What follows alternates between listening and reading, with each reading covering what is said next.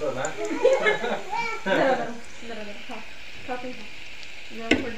অনেক খাও দেখো কেমন লাগে দেখো আরে একটা টেস্ট করো পুরো পুরো আবারও ভিডিও করতে আই কে দাদা বাড়ি যা